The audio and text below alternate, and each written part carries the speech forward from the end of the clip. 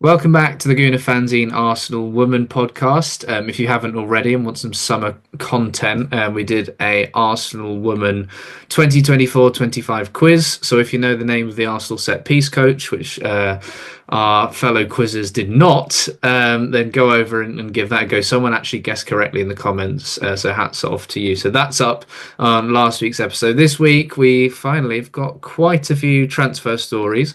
And we're going to be doing sort of half a Euros preview. We're going to talk about the sort of non-Lionesses teams of the Arsenal players there, and then next week we're going to go and have a bit more of a deep dive into the Lionesses. Izzy, nearly there. Is the Euros fever taking hold? I'm super excited about it. I've seen sort of even in all the supermarkets and things, they're selling England tops, England pajamas. I think it's definitely taking hold.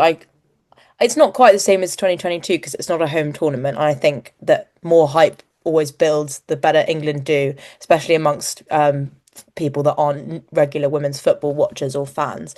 But I'm hoping that lots of people are going to get involved. And lots of people will hopefully be missing football and have, are bored of the Club World Cup potentially. And I want to switch on some international stuff. I feel like the Euros always gets hold of England if it's good weather and everyone can be in the pub gardens watching it. I think it would be really great. Yeah, that's it. Then it's been a really boring month for football. We had the under 19 Lionesses at the Euros, and they were knocked out.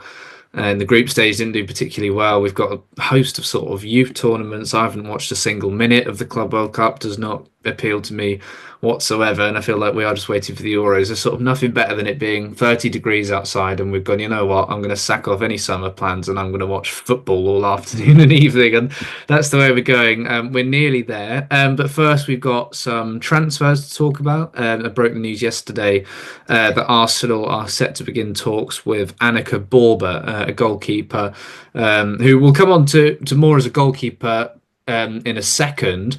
But I guess the first bit that probably everyone thinks about reading that news is what does this mean for Manu Zinsberger? If Arsenal are looking for a goalkeeper who, would come in and be a number two or a backup for Daphne Van Domselaar, does this spell, the end of Manu Zinsberger's Arsenal career? I mean, I think it certainly looks like that because I don't think that you'd bring in a goalkeeper of that nature to be a third goalkeeper or kind of be with Manu and with Daphne. I think it would look like Manu would move on. I know she's still got a bit of time left on her contract, and she is a very good second keeper, and she has had some good moments this season. I just think sometimes it's absolutely fine for everyone to agree that it's sometimes just time to move on, and potentially it's just not quite working. I know she's a big fan of the club. She has loved her time there, and just seeing her emotions at the Champions League final, for example, she's really passionate about Arsenal, and she's provided some great moments. But yeah, I think it might be nice to see a change and see a bit of a switch up there, and maybe she could go and shine somewhere else as a number one and get more minutes because she's a great goalkeeper and I think she deserves to be playing, but potentially not as number two at Arsenal. Yeah, you hear so many good things about Manny Zinsberger. I've got an interview coming out with a former academy player, hopefully in the next week or so, and she was just raving about how supportive, how kind she was, sort of during the training, and even making a going goal for a penalty shootout, which didn't pan out quite well, but that'll be up in the next couple of weeks. And yeah, it's hard to see a world in which Arsenal have Daphne Van Domselaar, Anneke Borbe. And look, not saying she's going to Arsenal. There are a couple of other clubs who I understand are going to be in talks with her. She became Wolfsburg's first choice in the second half of the season. Tommy Stroot had a real sort of reshuffle as the Wolfsburg coach. I think 10 players have departed the Bundesliga side this summer. So sort of judging her abilities is quite difficult because Wolfsburg have been a bit of a mess the last couple of seasons. But she's had that taste of being a number one of the top European clubs. Whether she wants to come to Arsenal and be a number two, she's had links, for example, with Eintracht Frankfurt, who she would go to and be a number one.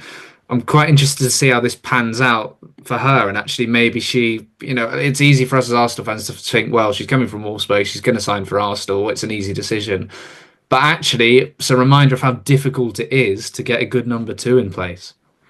Yeah, for sure, because everyone, like quite rightly, wants to be playing regular minutes. And I think if you're not going to come in and know that you're maybe going to be playing in the cup matches, or you're going to be, if it's all a bit uncertain, I don't think that's as appealing to potential goalkeepers than if there was a bit more of a structure. I think it was a bit better sort of last season when we had Sabrina D'Angelo and Manu Zinsberg. It seemed like there was a little bit more chopping and changing between who was playing, and they both got quite a few games, which is great for having two goalkeepers that play regularly. But I think just with how good Van Domselaar is, you are going to be looking at quite a lot of time on the bench, and if if she wants to come and play for Arsenal, experience the fans, it's a different. I think it's a different experience, and it's super fun. Maybe live in London for a bit, then great. But yeah, I think it'll probably be a real toss up between wanting to play regularly and all the rest of it. Yeah, be very interesting. I mean, there are probably other goalkeepers out there who Arsenal will be looking at who can maybe fit that bill. I think I would say with Borbe, whereas, if you look at a more experienced goalkeeper, I think Borbe being 24 sort of broke through with Werder Bremen, made a debut there at 16, helped them win the league and go invincible. Probably the stats don't look great from this season because Wolfsburg have had a bad season. She played three Champions League games, one against Lyon and two against Barcelona, and Wolfsburg were really, really poor against Barca, and there are a few screamers in there as well. So sort of maybe quite hard to judge, but I spoke to Liberty Simons, who watches and covers the Bundesliga, and she said, this is a very solid person to bring in. And I think when you bring in anyone at the age of 24, they're at that sort of different time in their career to someone like Zinsberger, and then they can develop. And ultimately, what you want, as much as we know how good Van Domselaar is, you want someone to push her all the way and keep the pressure on. Yeah, definitely, and you want to give the fans a bit of confidence as well, because when Van Domselaar had that injury this season, it was very unrelaxing for a lot of fans and quite stressful, kind of going in, going not having full faith in Zinsberg, and she made some great saves, but she also conceded a lot of goals. There was a couple of seriously bad matches, and not obviously it's completely not just her fault, and it's down to the whole team's performance. But I think just even the defenders need to feel confident with the person who's in goal, and I don't know if that's slightly been lost with Zinsberg, and that is probably just down to not playing enough minutes. But yeah, I think you're right. Having someone who's young can come in and maybe spend a few years at Arsenal. You never know what's going to happen to Van Domselaar. She might move on, and then you've got someone that's been developed within the Arsenal system who's ready to go. So I think it's no bad thing. And goalkeepers just get better with age, and they play for a bit longer anyway. So Yeah, interested to see how it develops because, like I say, she might not necessarily go on and be an Arsenal player if the other options are appealing, but it gives us a clue into maybe where Arsenal are looking in the transfer window and again about the future of Manny Zinsberger, who I think, either way, if she stays, it's not the end of the world, but I just worry about sort of her confidence and the fans' confidence after a couple of those games towards the end of the season. And I also think it's hard as a backup goalie when essentially in the Lyon semi-final, Van Domselaar had one working ankle. Even in the final, couldn't take goal kicks. Clearly wasn't fully fit, but is still chosen as the first choice goalkeeper. As opposed to someone who has been first choice for quite a few years. An international player, an experienced player. I just think it probably makes sense for all parties, doesn't it? If Isensberger, she's obviously got a young family who I think are based in Germany, and she's now legally the mum of her child as well. I think they had to sort the adoption because there's sort of different rules in Germany as opposed to Austria, and that was really, really lovely to see. And I just wonder if this is the summer where actually, this move would just make sense. yeah, possibly. I think sometimes, as I said earlier, it's just good to move on, and no bad blood to her at all. It's just might be time for a change, time to go and be the number one somewhere, go and love another club, and build that confidence back up. Because yeah, it's sad to see she's been upset after a few of the matches this season. We've sort of seen her crying on the pitch, and that's really, really horrible to see as an Arsenal fan, because she's such a sort of loved member of that squad. But yeah, I think it would be maybe time to switch it up. Mm. So Taylor Hinds was first reported by Tim Stillman, whilst being interested in her. And Tom Gary from The Guardian yesterday, this is very much my understanding as well, saying that things are done between Taylor Hinds and Arsenal women. Quite an amazing one, this. The picture I used in the article is her battling with Chloe Kelly. Both of them came through the Arsenal Academy. Both of them joined Everton. I think it was January 2018. They both went actually, not as part of the same deal, but they went at the same time. She's had 5 years with Liverpool after two at Everton. Again, it's sort of a transfer that's not going to set the world on fire, but one that probably makes a lot of sense. Yeah, definitely, and she seems to be a good option to have. She at fullback playing on a bit on the left. Great to have someone who can play instead of Katie McCabe, for example. I know we've got Jenna Nicewonger there as well, but I think she's able to play in a couple of different positions. Also, I think it's just good to add a few more players to kind of help that defense going into a season where trying to defend a Champions League and to try and hopefully win some domestic silverware after this season. I think yeah, I think it will be a good move. I think it's just it's not yeah, as you said, it's not going to set the world on fire. It's not going to be a huge surprise, but I think it's just a solid deal for Arsenal to go for. In terms of league games, Katie McCabe played 20 and Emily Fox 21. I mean, look, Arsenal did have Jenna Nicewonger there, um, but this, I think, just improving the fullback stocks is crucial, isn't it, at this point? And Laura Wienreuter looks likely to move away. And Hinds has got that experience as well. And she's one of those players who Arsenal seem to come up against Liverpool a lot. Of course they do. And we had the extra cup game this season with Liverpool winning in the FA Cup. And Hinds is always one of those players who impresses me, I think, when Arsenal come up against them. Yeah, definitely. She's really good with her physicality. She's very tenacious, great work rate. I think having that experience in the WSL, which can be quite a physical league, quite a demanding league, versus maybe someone like Nicewonger who's come over from the NWSL and hasn't had a lot of time playing in the English setup, I think is a really great option to have. She's got such experience. She's come through the Arsenal Academy, so she knows the Arsenal way of playing football already. It will be still in her, which I think is possibly why she's found it so easy to be such a problem for the Arsenal players in those matchups that we've seen, especially this season.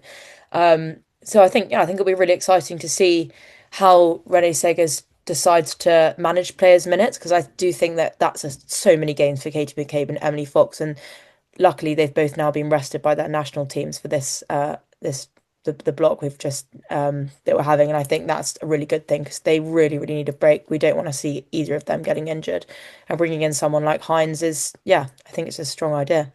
Yeah, I can only in my head when you say Heinz, I just think of Heinz beans, and the whole brand is. So I'm gonna have to find it a podcast title or an article somewhere. What does this mean for Jenna Nicewonger? Because Heinz is versatile. You know, she gets up and down, as you say. She's got that physicality. She's an impressive player. One cap for Jamaica as well. She is predominantly a left back. She can play at right back, but she does play most of her football at left back. Jenna Nicewonger very much a left back. Arsenal still have this, you know, and I don't know now if they can afford to go out and sign a right back. You know, I'm sure Katie Reid will be around the squad again, for example. I mean, are you viewing this as Heinz is going to have to play on the opposite side a lot, or does this push Nicewonger down the pecking order? I guess we'll have to wait and see. They're quite different players, but there's almost it's becoming like the men's side with all the left backs. Yeah, I don't really understand it because there is a lot of people in one position, and maybe Renee Segers has seen that Taylor Hinds is versatile and would probably be able to switch over to the right with a bit of practice, a bit like how we've seen Steph Catley switch positions a bit this season, and she's really eased into it. That could be something that we see from Taylor Hinds as well. I think it would be a shame to push Nicewonger down the pecking order because what I've seen of her, I've really enjoyed watching her this season, especially in that Crystal Palace away game. I thought she was fab. She's got really great pace, a bit like Emily Fox, and she's just quite small and isn't as physical maybe of a presence against someone like Myra Ramirez or Erin Cuthbert, if they would come up against her, I think Taylor Hinds would be the better choice there, just from the physicality perspective. But her speed and her agility, that Nicewonger, I think, is something that Arsenal could use, and potentially she could try in a different position. But I don't know where she fits in. She's not been there for long. Maybe going out on loan. I'm not sure, but I wouldn't want to see her pushed out. No, and even going out on loan for a player who's was so good over with Gotham in the NWSL, she sort of seems too good for that. And again, it maybe raises questions: how much of this was a Renee Slager signing? How much of it was sort of an Arsenal signing? Obviously, it was after the time when Renee got the job, but obviously the negotiations would have been going a little before. Yeah, interesting. She made a debut in midfield. I just wonder if she is, you mentioned her playing somewhere else. She has played in midfield earlier on in her career. Maybe that's the option moving forward, or maybe she's going to be the one who goes to right back instead. But I just don't think. And Hinds is more than capable backup at right back. I just think it'll be really interesting if Arsenal see that as sort of enough cover for Emily Fox because she is the player who, whenever Arsenal get into a comfortable enough position in a game, she is the first one to be taken off, because she is just so reliable. She's so consistent, but she does play every single minute. Her and McCabe between them missed just 3 league games, and McCabe's were for suspensions and stuff. So moving on, one other story, Catherine Batter from It's Even Bat. I really should ask her. I see Catherine a lot, and I've never asked her how her surname is pronounced. I bet everyone does. She's reported that Arsenal have accepted bids for Freya Godfrey from Aston Villa and London City Lionesses. Other clubs also interested in her. Obviously, Godfrey was part of the London City side at the second half of last season, helping them get promoted to the WSL. Again, this is just a move that seems to make a lot of sense. I know she signed a professional contract, but it's just hard to see her playing much first team football for Arsenal. And, if they can get a good price for her, then I think this one would, is understandable. Yeah, definitely. And I can't say I watched a huge amount of London City playing. And obviously, when we played them, she wasn't able to play against Arsenal. But I think a bit like Taya Goldie, she's had a real success since being with London City, and London City do seem really ambitious at the moment.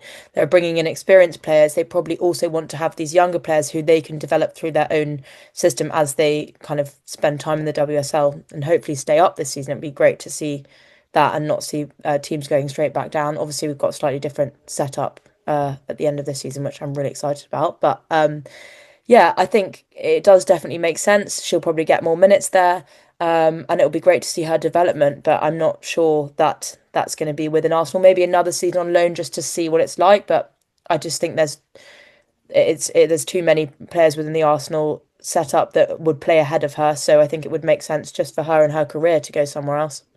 Yeah, completely agree. And the only other little bit of news, as I understand, Arsenal still very much hold interest in Olivia Smith, but a lot of clubs probably do as well. That's a move that could still happen this summer. But yeah, a fine player and another Liverpool player, of course. Moving on then, Euro 2025. We're recording this on Thursday, gets underway on Wednesday. I don't like the fact that Switzerland don't have the first game. I know they have the evening game, but it's like Iceland, Finland almost does the dress rehearsal. I always think the host should be playing right out of the blocks, should be playing straight away. But Iceland, Finland, Lumi actually at the time of recording is out in the Netherlands, watching her beloved Finland take on Netherlands side, hopefully with Palova and Van Domselaar in it. So Switzerland and Norway. So it does mean on the opening night of the Euros we get to watch hopefully Leah Valti and Frida Manen face off. Valti's had sort of injury problems throughout the season. She was able to finally join full training on Wednesday for Switzerland. Pearson Dage said, I don't think she'll be able to play 90 minutes against the Czech Republic, but she said there's going to be at least 45 minutes of playing time. She said, I think the Switzerland manager said even a half fit Leah Valti who can manage 45 minutes is still, a very valuable player in the squad. But with Switzerland as the hosts, there's probably quite a lot of pressure on her to be fit, and she's going to be key if they're to sort of have a decent tournament. Yeah, definitely. And she's they've named her as the captain, so that means hopefully she will be featuring a bit regularly. And she's got such a huge amount of experience. And she's 31 now. This could be her last major tournament. Obviously, never say never, but you just never know. And I think it's a nice way to end the career on home soil. But Switzerland as a team it's not looking fantastic. They've not won in 2025. She's not played a huge amount either, but I think she can't steady the ship all by herself, really, and they've got a few injuries across the board. I'm just not sure that it's going to be the kind of fairy tale for Switzerland in the Euros as it was for England when they hosted in 2022. You're right, it would be cool if they had the first game because I think that definitely should be how it is. I'm not sure why they haven't done that, but yeah, I'm not completely sure. They've never got out of the group at a Euros before, so it would be nice to see them getting a bit further, especially to build up just the fans in Switzerland. I don't know what the attendances are going to be like from the Swiss themselves. I know there's been a huge amount of tickets sold across the board, but her being there as a kind of more known player in that Switzerland side, I think will be important to keep people watching and getting new fans involved. So yeah, we'll see how that goes. I hope that she's not injured because she's really nice to watch. Yeah, got a good coach in Pia Sandaga, sort of big name coach. Certainly coached America before, and I want to say Brazil as well. I saw them at Bramall Lane actually. I think it was November, December. They lost 1-0 to the Lionesses, who made a lot of changes. But yeah, former Arsenal player Noel Maritz in there as well. They do seem to underperform, and you can have different types of hosts. You know, when it was England, they were sort of up there with the favourites. Or a lot of the time, the host, it's like, actually, as the host, let's just hope they get out of the group stage and they do have that home pressure. Good point about attendances. The biggest ground in Basel is less than 36,000, so it's not quite, sort of the capacities we saw at Euro 2022. Although that did have, I think, a couple of games at the Joy Stadium. So that, again, wasn't massive, but it had the Wembley at the end and the grounds like that. So quite interested to see that, but hopefully it makes for sellouts. We'd always rather have a sold out sort of mid-sized stadium than sort of a half-empty bigger one. So Switzerland taking on Frida Marnum's Norway. I mean, talking of sides of good players who underperform, Norway always seem to fall into that category. At the time of recording, they're 2-0 down to Sweden, with Stina Blackstenius scoring again. Marnum, though, was their top scorer in qualifying with 7 goals, and you would make them favourites to get out of that Group A. Yeah, definitely. I mean, I think it's it would be a shame if they didn't. They've got Graham Hansen as well. They've got Freedom Marlin. It's stacked full of Mm. talents from their clubs who really shine, and we've seen a few in the Champions League, etc. I just think if they don't get out of that group, then there's something wrong in the camp because it just can't. That's a group that they should easily walk out of. They've won 11 games in 2025, 9 draws and 8 losses. So quite average across the board there. Probably adding another loss tonight if they don't manage to turn it around against Sweden. But yeah, I think you're right. I think in Euro 2022 they underperformed as well. And I know there's been a bit of stuff kind of behind the scenes with the women's team not getting the right kind of support, and we've seen people speak out about that. But hopefully they kind of are together as a unit and they're going to be able to perform and show what they're made of because they've definitely got the potential. Yeah, I mean, there's so much quality. Just looking through the side of the name today, Ingrid Engen, midfield, Tuva Hansen obviously plays for Bayern Munich. Maren Mjelde we're familiar with from Chelsea, and then the front four: Marnum, Hansen, Wright, and then Hegerberg up front, and even on the bench, players like Celine Bizet and Elizabeth Turland, very familiar, of course, in the WSL. And yeah, they have massively underperformed. Gemma Granger in charge. Now, Finland and Iceland. I was hoping we'd get Lumi on to touch on Finland, even though there's no Arsenal involvement. I'm sure we'll get her on next week, hopefully. And then Iceland, the other side, it's sort of a bit of a Svindis Jonsdottir or nothing a lot of the time. Another player has been let go by Wolfsburg. Moving on to Group B, Spain with Nolaya Cadena not named in the squad. I know she's had surgery since. I wonder if it was perhaps she was told she's not going to be in the squad and then she's timed the surgery to coincide with that. I'm not sure she would have made the squad anyway. And speaking to Spanish journalists, I think they've sort of agreed that there are maybe centre backs who've played more and sort of deserve to be in that squad. Spain, Portugal, Belgium, and Italy. Really interesting group. Spain probably everyone's favourites to go on and win the Euros, and the talk is a good tournament for them and Mariona, and the Ballon d'Or, I think, is what people are debating about. Yeah, that would be so exciting to have someone at Arsenal and Ballon d'Or. I was actually watching the Champions League final highlights again this morning. But just thinking Why not? about all Why those. not? Sorry. Why not? Well, we know exactly. I woke up, I thought, I haven't seen that in a while. But yeah, I think just looking at all the Spanish players in that Barcelona side, as well as Mariano, I think it's just, of course, they're the favourites. And I also think it's really interesting because they've got Portugal and Belgium in their group, who they've just had in the Nations League group. Mm. So they've been able to play them twice in the last few campaigns, and so they'll be able to work them out a bit better, which is I think a bit of an advantage as well. They've only lost once in 2025, and was that to England, or was that this year, or was that back in 2024? That was this year. Yeah, Good question. Yeah, I I think it think was. I get confused between all these international breaks. It was the one at Wembley when there was a power cut, wasn't it? But and then yeah, 5 wins in 2025. They've just got so many players on that team who are experienced winners. But interestingly, didn't keep a single clean sheet in any of their Nations League games. So perhaps there's some scope there for other teams to kind of exploit the defense and exploit their goalkeepers. Yeah, I think it's just going to be fun whenever a Barcelona player does well for any country, just saying, well, they couldn't do that against Arsenal and winding up the Barcelona fans, which I seem to Yeah. have already started. But yeah, Spain very, very much my favourite. And I did some predictions for the Metro, which the newspaper, which are coming out soon. I don't want to spoil them too much, but there's a little bit of Arsenal bias. And I said, I can't remember if I said Mariona player of the tournament. I think I might have actually said Bon Mati, but I think I threw Mariona into that conversation. And Spain just, they've got so many ways of hurting teams, and it's going to be very difficult. And yeah, it's interesting. You mentioned the Nations League. There's quite a few groups where actually these sort of games have happened before. So there's quite a few sort of dress rehearsals for this. Group C, Stina Blackstenius and Sweden. Now, the last few years, Arsenal have had loads of players involved for Sweden, and now it's just Stina. Rosa Kovaci not making the squad. She's another one I think's rehabbing back at Colney. Amanda Illister and Lena Hurtig have departed the club. Hurtig's joined Fiorentina on a free agent. But Blackstenius on fire, winner in the Champions League final, hat trick against Denmark in the Nations League, and she scored again at the time of recording with Norway trailing 2 goals to nil against Sweden. Blackstenius scored in the 17th minute. I mean, you've put in a fiver on her for top scorer. Yeah, I'm so pleased for her because I just think everyone slightly wrote her off, maybe myself included this season, because she'd spent a bit of time on the bench.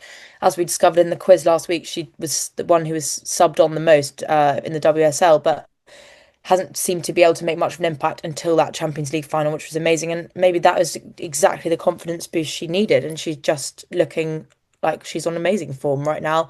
And that's so, so exciting going into it, just to have more people from Arsenal performing well.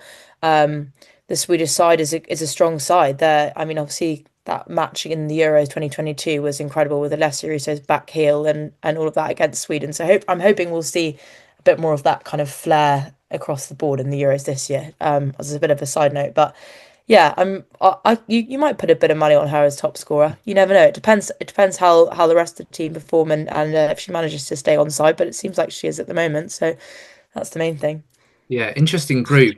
Germany will be strong. Poland obviously will be quite reliant on Eva Pajor. Denmark not in the greatest of form, lost 6-1 to Denmark to Sweden. Hurtig scored a great goal in that game as well. So that'll be interesting. I mean, they are all really, really nicely set up groups, which when you compare to the Club World Cups for the mismatches is quite nice to see. And I think you get more of that in like a Euros than compared to a World Cup. You get sort of more even games. Moving on to Group D, then we're going to talk England next week. France and England and Wales, Netherlands, the opening games. Really, really looking forward to that as a day of football, and hoping Wales can spring a few upsets. But the Netherlands, as a nice bit of content actually earlier with Daphne van Domselaar. I think it was with We Play Strong or one of those outlets, and it was Arsenal fans sort of sending voice notes to her, and somebody sang her song, and she went, "Oh, that's lovely." And they said, "Really, good luck in the Euros, just not against England." And she went, "Oh, I'm going to be extra strong against England now." And she sort of went, "Oh, I'm going to go the other way. I'm going to try even harder against England."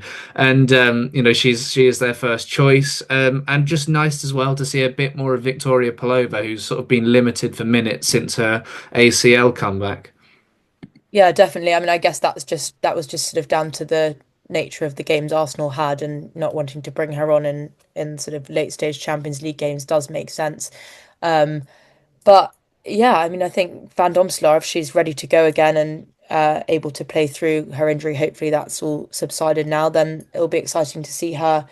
But yeah, definitely not against England. I think this group is so, so tough. I think England seem to keep being given the group of death, as people nickname them. But I think if England get out of this group, then they can make it quite far in the tournament. But if it goes wrong, then it's not going to be great. But the Netherlands, it'll be really interesting to see. I'm glad they're playing Wales first. Hopefully, we'll be able to see a bit of the caliber they've got. I haven't watched a lot of Wales, so I'm not quite sure how strong they're looking or what's going on. But obviously, they managed to beat Ireland to get and to qualify for the Euros. So anything could happen. I love an upset in a big tournament, not against England, but it would be great if Wales could help out their fellow UK team. But I doubt that that'll be what that's on their mind. So No, yeah. I feel like it goes the other way. It's like Mm. if it's like a team of Wales level that aren't one of the home nations, I think England breathe a sigh of relief. But the fact they have that rivalry, I think it's Yeah. like again, it just adds to this group of death feel. And I think a lot will, England France on the opening night. I don't know. You might put France down as favourites, but again, there's so many of these sides that look so good on paper, but then actually, in terms of how things have panned out the last few years, France have had their own managerial changes that are sort of almost being limited by managers, circumstances off the pitch, things maybe not clicking on it. So that's going to be fascinating. I think England are almost reliant on the Netherlands to slip up, and they have been recently. Their preparation's not been great. They lost 4-0 to Germany, drew then with Scotland as well, had beaten Austria home and away, and did beat Scotland in Scotland in the Nations League as well.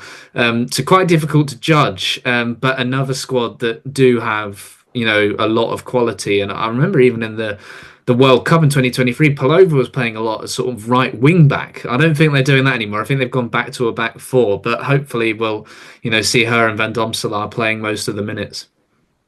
Yeah, definitely. I think you're right. It's difficult to judge based on the opponents they've had how they'll do. Obviously, maybe helpful that we've got Serena Wiegmann, who's Mm. coached them before and probably understands their kind of style of play. But again, that's it's been a while since she was there. They've won the Euros before. They know how to do it. So it'll be interesting to see if they're going to be on form in a tournament because England are a bit of a tournament team. And I'm really hoping that that's going to stay true this year because it's not been going great in the preparations. But the Netherlands, yeah, I'm really excited to watch. I mean, I think having a whole group is nerve-wracking, but it's exciting. It means the games will be good, hopefully, and we'll see a bit more kind of jeopardy, get people involved, get people watching. So yeah, I'm excited to also see the Wales fans. It looks like they've got a really good fan base. I saw all the players heading to, I think it was the airport, and lots of young fans looking really excited about it, and it being their first tournament. So I think that'll be a great game, England Wales, full of fans over from the UK and lots of rivalry for sure. Yeah, and Wales beat the Republic of Ireland to qualify Mhm. as well, beat them over two legs, which I think is a really strong sign. Maybe laugh when you mentioned the Lionesses sort of merch being sold in shops. I don't know if you saw that some of those shops were also in Wales, and that did not go Yes. down particularly well. I know our friend Sian Misru, who is as Welsh as you can get, and I think is out there covering them. I can't imagine he'll have taken that news particularly well. So I hope that's been sorted out. Izzy, great stuff. Really looking forward to the tournament. We'll chat more about the Lionesses and their five or six Arsenal players. We'll chat about them next week, and yeah, we'll catch you then. Perfect. Looking forward to it.